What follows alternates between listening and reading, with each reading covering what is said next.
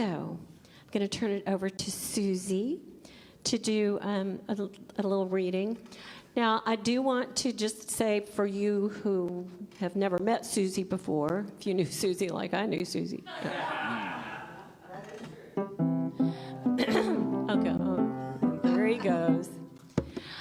She has an honorary doctorate from the Center for Spiritual Living, and she has been the music minister for a church for 18 years in Oklahoma. And I just retired. Yeah, she got that message in September. Wonder where she got that message. And so she's just retired, and she's pretty excited about it. I'm excited to be here today. I'll turn it over to. It is so true. I did retire, and it was so cute when Melinda called me. She said, "Now don't talk about letting go." And I go, "Okay, that's going to be a piece of work for me right now, because on the 18th I did retire not from the center, not from the church, but from being the music director. I'm sure I will go there and sing once in a while and go there and fellowship with them once in a while, but it feels so I had no idea what I was doing, and look what God did, sent me down here. That's amazing. I love it. Thank you. So when I found out I was supposed to read a reading, I've been reading this book by Ernest Holmes and Willis Kinnear, and it's called A New Design for Living, and I thought this was a perfect way to start today. Things can change. We need have no concern over the fact that the law of mind and action, when motivated, may produce sickness or health, poverty or abundance, happiness or unhappiness. These things it cannot do of its own accord. The thought has to come first. Whether we like it or not, this is the way things are. This is the way the law of mind works. But we should rejoice in this knowledge, for it means that things can change, that no law of its own accord deliberately imposes unwanted situations and conditions on us. We do not have to resign ourselves to a fate not to our liking. Nothing prescribes that we endure trial and tribulation except my own thinking, our own thinking. If this were not the case, we would be only automatons, robots, senseless, mechanical organisms. We are individuals. We do have a mind. We do think. We do have consciousness.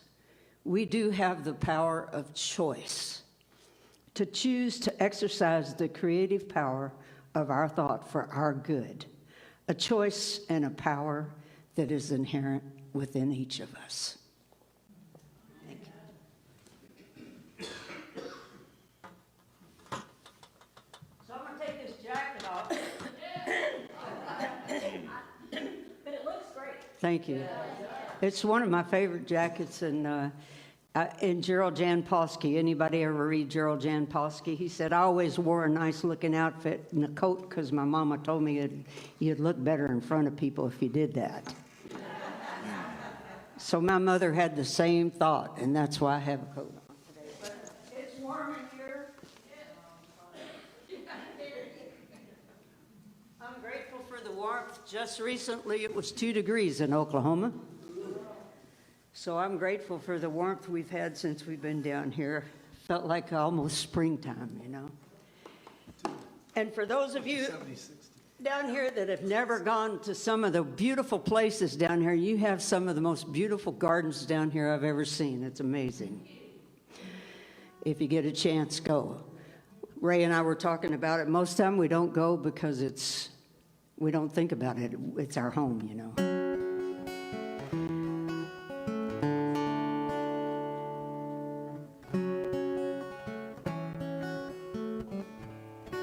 The This is a song that I've actually retitled as Romans 12:22.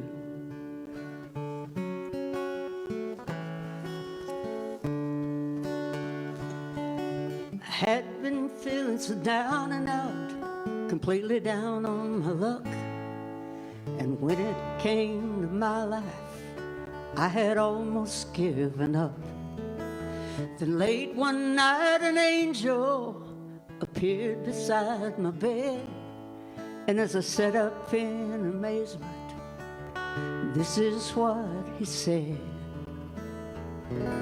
change your thinking and you can change your life. Let go of the darkness, you gotta let in the light. Make room for a miracle, they're all right here. Just open up your heart and watch how they appear.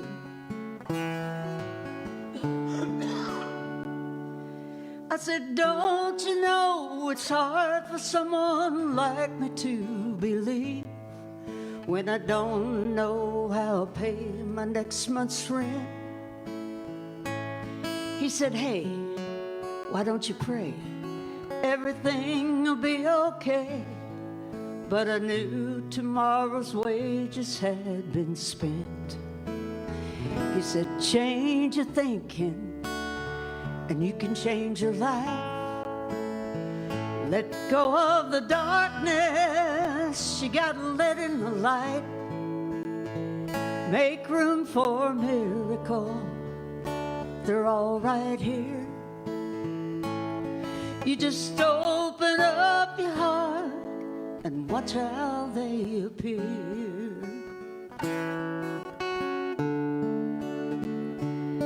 I said, don't you know it's hard for someone like me to believe when I said I don't know how I'm gonna pay my next month's rent? He said, hey, why don't you pray? Everything will be okay. But I knew tomorrow's wages had been spent. You gotta sing, change your thinking. What do? Change your life. Let go of the darkness, you gotta let in the light. Make room for a miracle, they're all right here. Open up your heart and watch how they appear. How can I do that when I don't know where to start?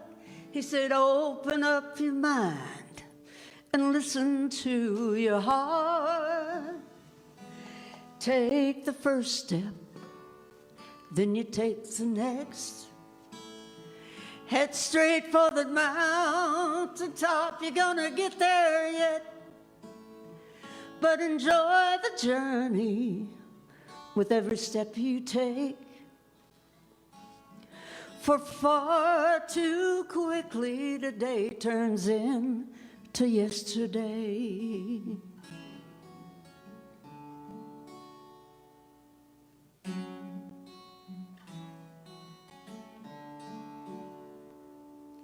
And as I turned to say thanks, like he came, he was gone. But the message that he brought me, it still lives on and on. Change your thinking, and you can change your life. Let go of the darkness, you gotta let in the light. Make room for a miracle, they're all right here. You just open up your heart and watch how they appear. You just open up your heart and watch how they appear.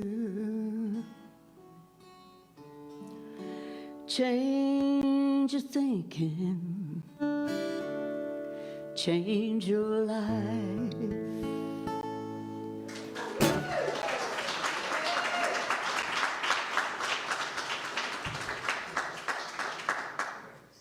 I don't know why it quit in the middle of the song. I have no idea. It'll be all right. I'm really grateful to be here today and to be here to speak and sing, because every once in a while I think I got something to say, you know?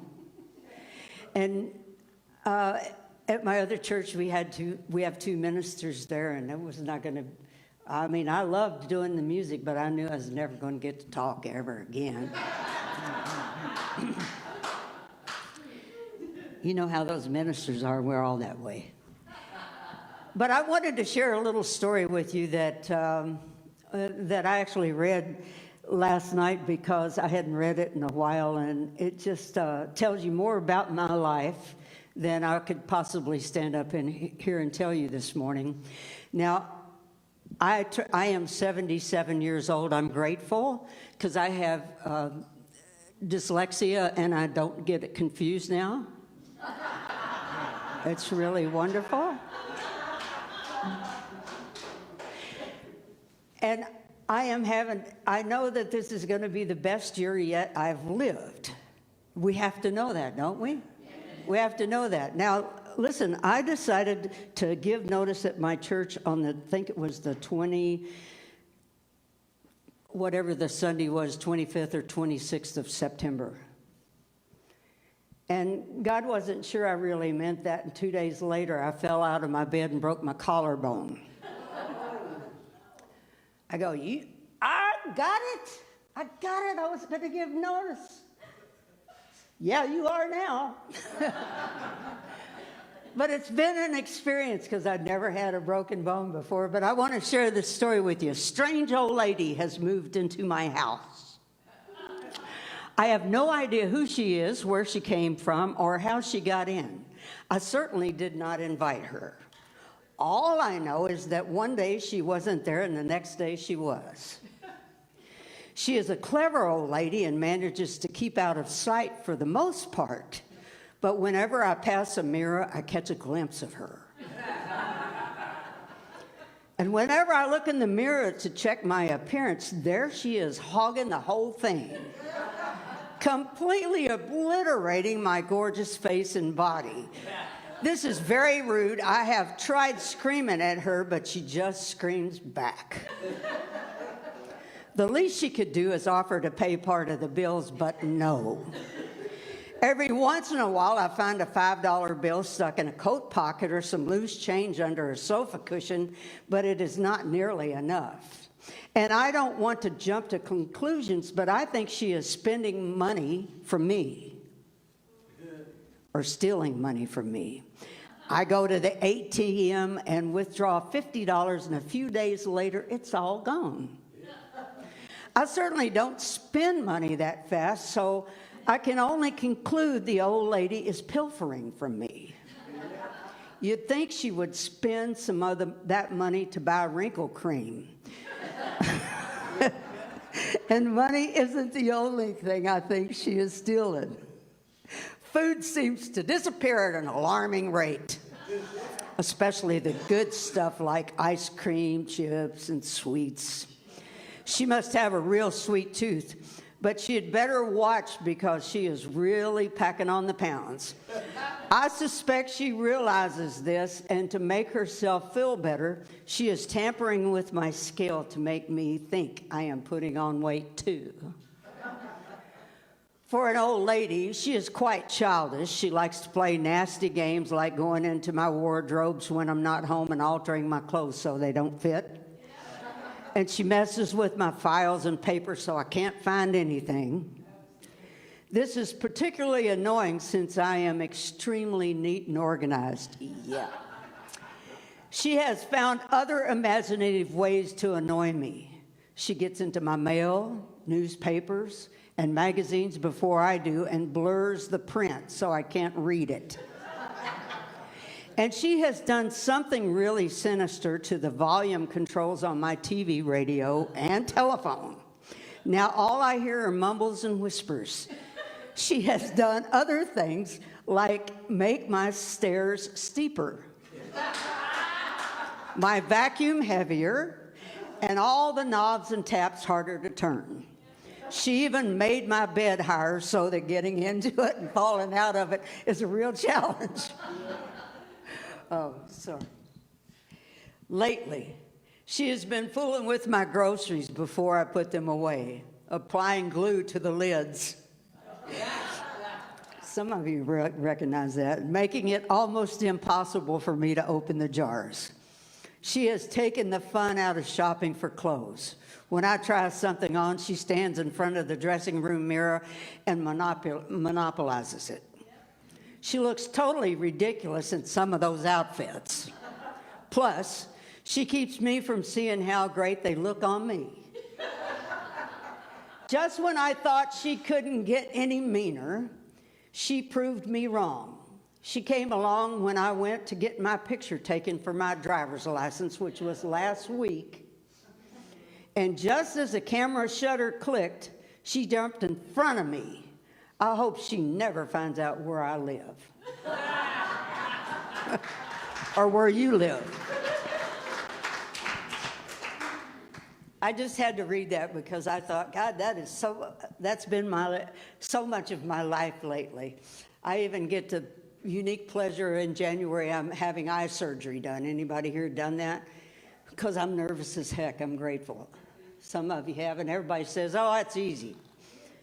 That's what they say, that's what they say. I will tell you that I teach water aerobics twice a week at the YMCA. I love doing that. It's a lifelong, and you can put down your dreams and they come true eventually. Now, maybe not tomorrow, but they will come true because I am now a PE teacher. When I was going to college, I wanted to be a PE teacher so bad, and they decided I should play music. And I'm grateful I've played music, but now I still play music, and I get to be a PE teacher. It's so fun. So just write yourself a list, make sure you, in this new year, write down some things that you really want to do, and it'll happen. Let me get these. I don't have hot flashes, so I don't know what this is. Maybe y'all are just a hot crowd, And I want to thank every one of you for showing up today, because today is like New Year's Eve day. And I don't know what you did last night or how hard you partied, but y'all showed up today. Yeah. And I just give somebody a hand sitting next to you so you're not here just you and me. That's great. Now, I don't think I've had such a creative week in I don't know when as I did this past week. Because when Melinda told me, don't talk about letting go, I'm going to do that next week. So y'all better be here. If you got anything comes up this week you want to let go, Melinda will help you next week. But when she told me that, I had to let go of the fact that that's what I couldn't talk about today. But the reason I told you about my water aerobics class, I have this wonderful friend. I have many friends that I've made there, but this one wonderful friend who came over to my house and helped me put together a gift for y'all today. I think everybody should get a gift the first day of the year, don't you? Yeah. And I wasn't here for Christmas, so I'm going to invite Trish, are you going to and Pam? They are going to give you guys a gift, and just hold them in your hand for a second. Don't be rumbling through them yet. We'll get them all passed out here.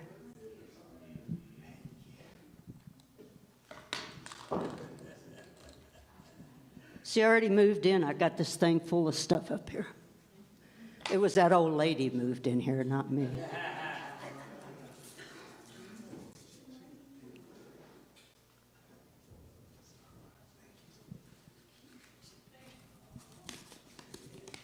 You got it? You need a few more? There's a few more there.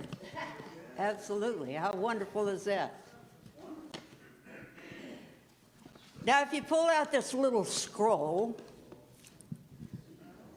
pull out the little scroll. It's the little white paper. Pam, you need one right there. Jay needs one, I think. Oh, okay. All right, they got theirs.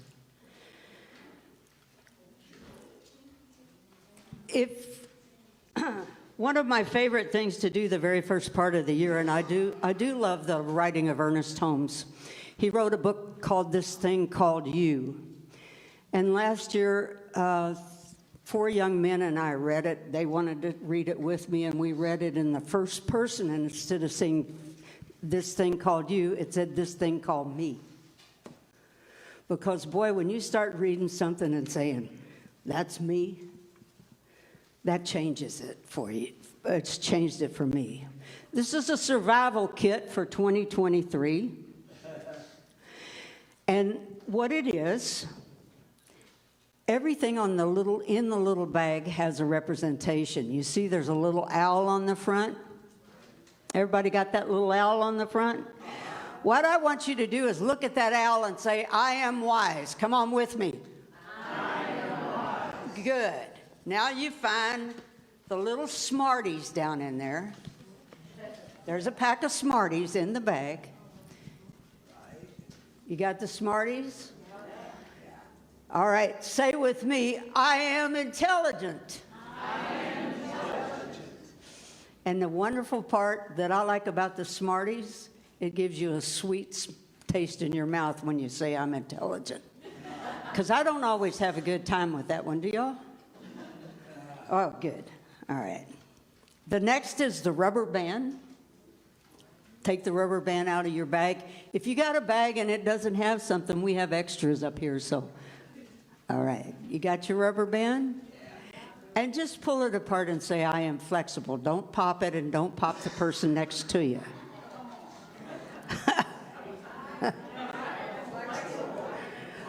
All right, let's do it all together. You ready?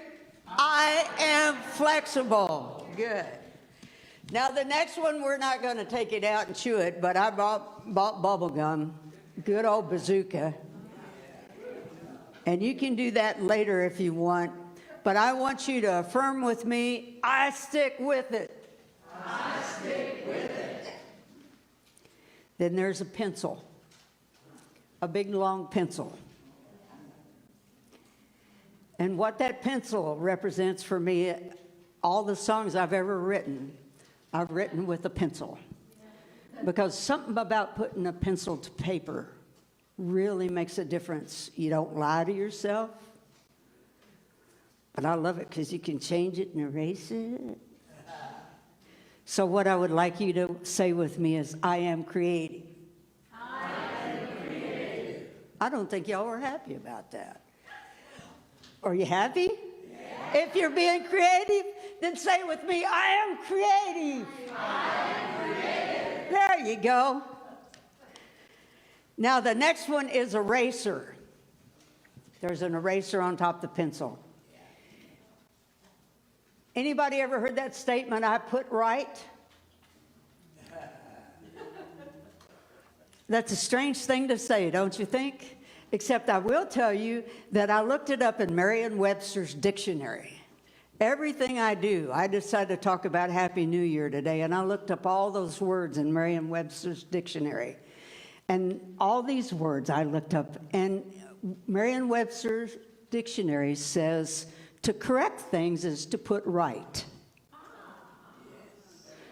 So, the erasers are for putting things right. So please repeat with me. I put right. I put right. Now the paper clip, and I want to tell you, if you think I stole these, I did not. I wrote every one of these myself, except there were ideas on the internet, I have to admit it. But I put them all in the first person. Okay, paper clip. I keep it together. How many of you really want to be enthusiastic about that? I keep it together. I keep it together. There you go, all together. I keep it together. Good job, good job. And then there's a Band-Aid. I am healed and whole.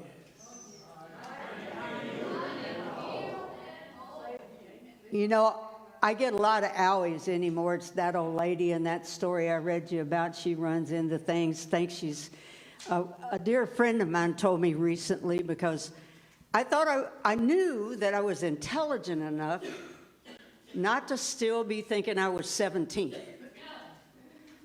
I still do a lot of things at my home, and I have an old 84 Chevy van that I travel in, and I'm always working on it, and I'm always working on something. That's just, I'm a little fix-it person, you know, master, jack of all trades.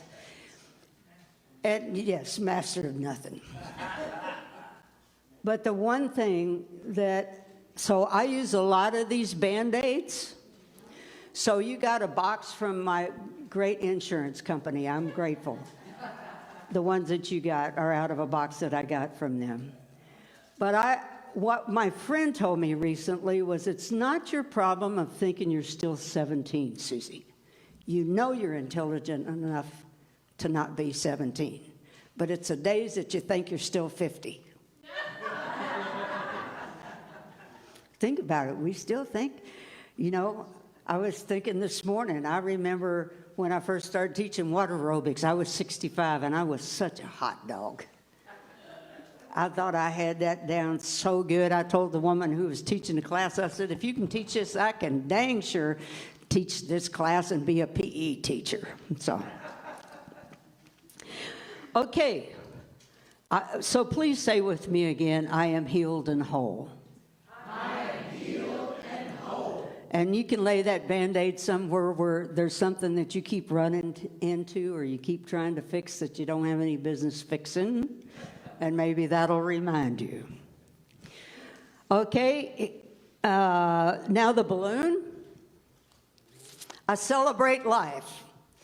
I celebrate life. If you don't celebrate, why should you be here? That's where I finally got to. If I'm not going to celebrate, I'm not going to show up. And I hope you guys like celebrating, because as a matter of fact, I want to sing can I stop in the middle of my talking and sing a song here for you? Yes. Thanks. This is not the last one yet there, Kent. Kent's so nice, he's going to help me play the last song.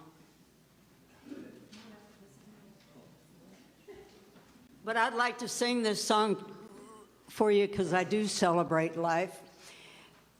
Ray and I went and had a beer at Bitter Sisters yesterday. Anybody ever been there? Oh, it was really good. And I invited them to church today. Now, they didn't show up, but they got invited. And they might be back. They might show up sometime, you know. So, I would like to sing this song for you because it was the opening song that was sung at the Gay Games in 1990 in Vancouver, Canada. And my friend Linda Graham and I wrote this song, and they sang it with 400 people. Now, if you can get 400 people to sing something you wrote, that's pretty good. I like it. So I'm going to sing it for you right now. Come celebrate, come celebrate. It's the wrong song. I wrote 2 celebrate songs. Come celebrate, come celebrate, come celebrate our spirit. The sound of hearts that beat with pride. Now let the whole world hear it. Special gift comes from our hearts. With courage we begin. As we learn to walk with pride, everybody wins. So come celebrate, come celebrate, come celebrate our spirit. The sound of hearts that beat with pride. Now let the whole world hear it. A special gift comes from our heart. With courage we begin. And as we learn to walk in pride, everybody wins. So come celebrate, come celebrate, come celebrate our spirit. Are you ready to sing? Yeah. Come celebrate, come celebrate, come celebrate our spirit. The sound of hearts that beat with pride. Now let the whole world hear it. Come celebrate, come celebrate our spirit. Come celebrate, come celebrate, come celebrate our spirit. Good job. I appreciate y'all singing with me. I do want to tell you that that was the first song that I sang at the church that I just retired from, and it was the last song that I sang as I left. It was fun. The Tootsie Rolls. What does it say?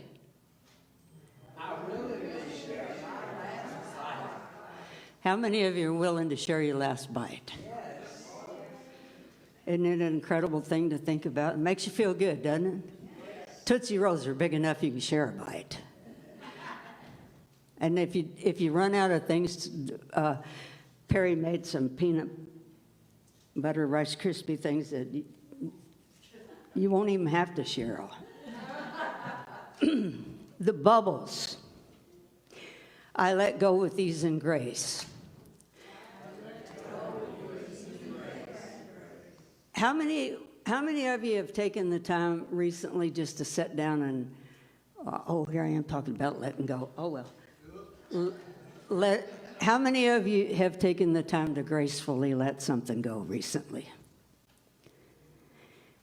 It's really great when there's something that you just can't seem to deal with, to go sit on a rock and take that little bottle of bubbles and just blow bubbles and put everything that you don't want to deal with in that bubble and just let it float away.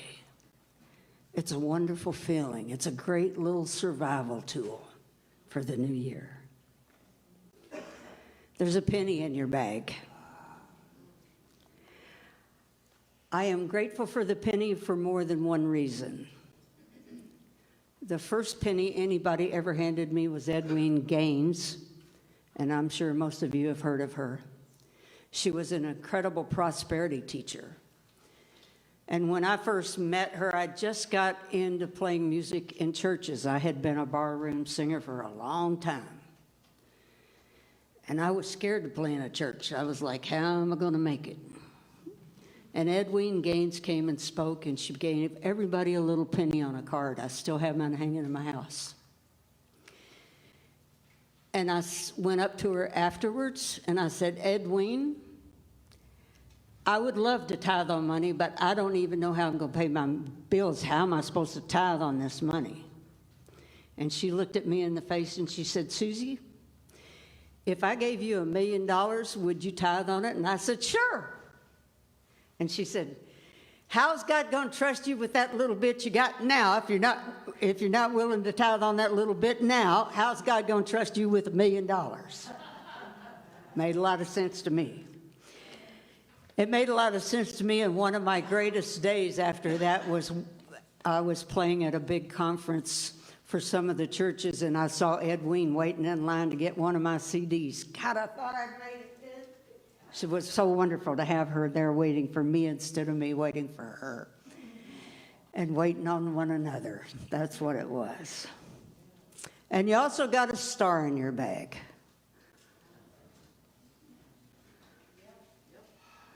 Actually, let's go back to the penny first, because we didn't say I am grateful. Everybody, please join me in saying, I am grateful. I am grateful. Very good. Meister Eckhart says is the only thing that you could ever say is thank you. That would be enough. And then to the star, I am a light.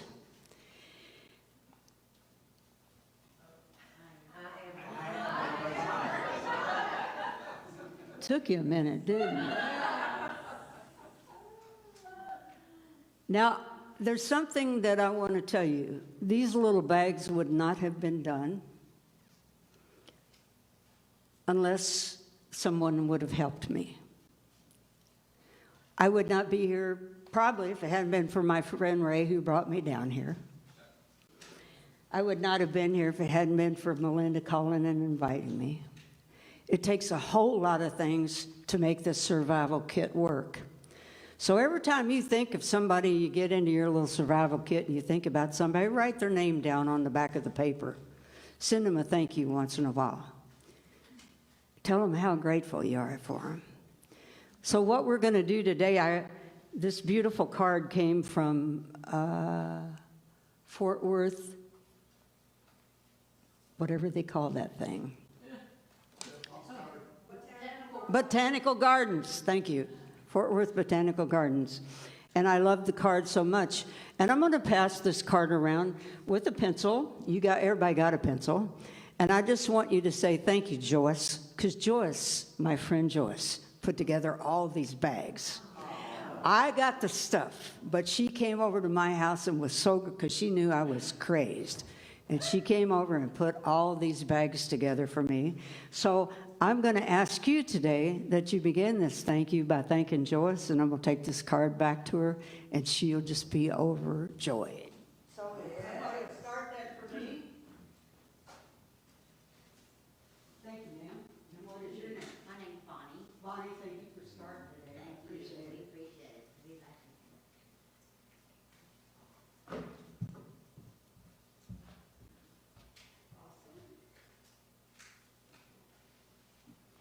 Now, I don't like to go over, there's an old story about a young farmer that came into the service one day, and the minister said, well, if I got one person, I guess I better talk. And so he talked, and he talked, and he talked, and he talked.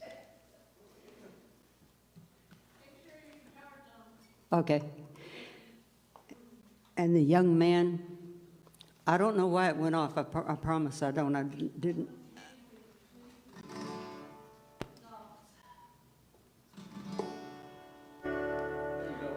Okay. So the old boy goes and he sits all through the service, and you know how ministers are, and the minister stood at the back door, and as the young man was leaving the church, he shook the guy's hand and he said, what did you think? And the guy said, well, I think if I called the cows in to feed them, I'd feed them, but I wouldn't give them everything I got. So not giving you everything I got to give.